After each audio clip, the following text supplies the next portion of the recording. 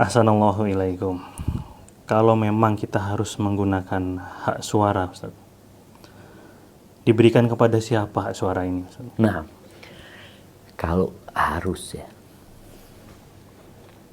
ya kepada yang terbaik ya. Cuma pemimpin yang baik itu seperti apa? Suami itu pemimpin. Rasul Shallallahu Alaihi Wasallam memberikan arahan kepada para wali, para orang tua kalau mau memilih menantu itu adalah yang akhlaknya baik dan agamanya baik. Maka di sini minimal kalau pemimpin di dalam rumah tangga itu adalah orang yang berakhlak mulia.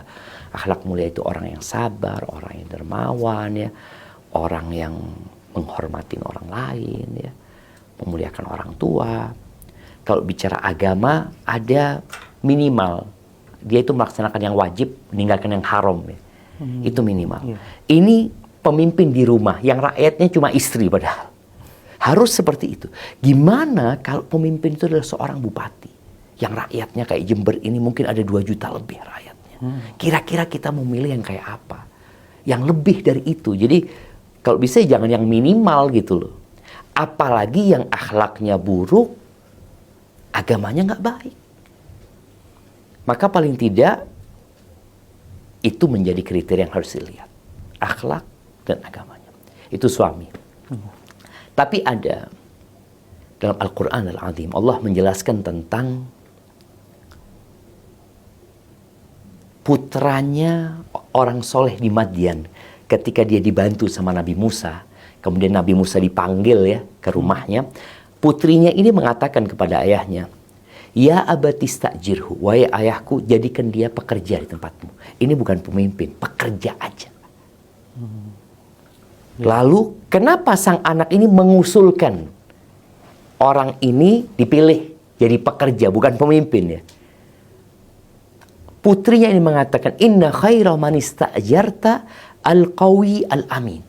Sebaik-baiknya orang yang engkau pekerjakan adalah yang kuat dan amanah. Kuat dan amanah, bayangin. Ini pekerja, gimana kalau pemimpin? Gimana kalau presiden? Maka 2 kriteria ini menjadi 2 kriteria yang minimal ada di dia gitu loh. Dia kuat, dia kalau bicara kuat, secara fisik dia kuat. Secara fisik dia mampu untuk menjalankan tugasnya. Soalnya kalau dia nggak mampu, bisa berantakan. Bagaimana ketika pemimpin harus hadir tapi dia nggak bisa hadir karena kondisi fisik dia.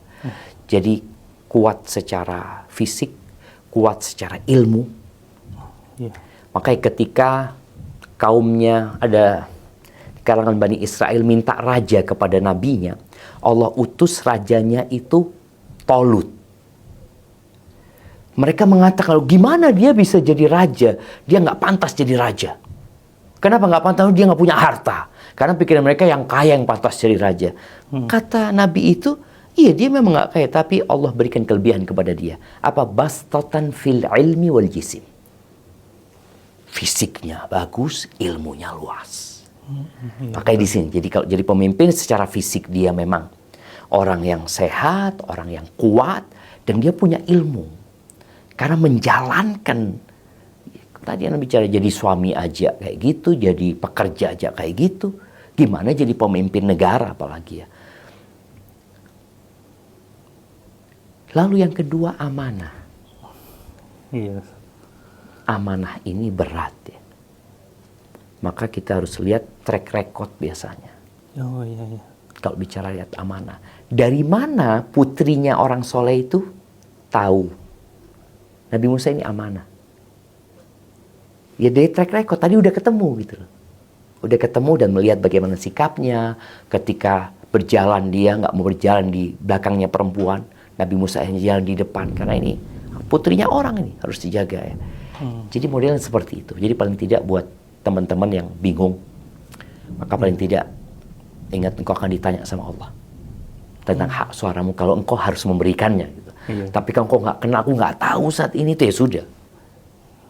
Karena namanya orang nggak kenal, mau gimana dipaksa untuk milih, sedangkan dia nggak kenal sama orang-orang ini semuanya.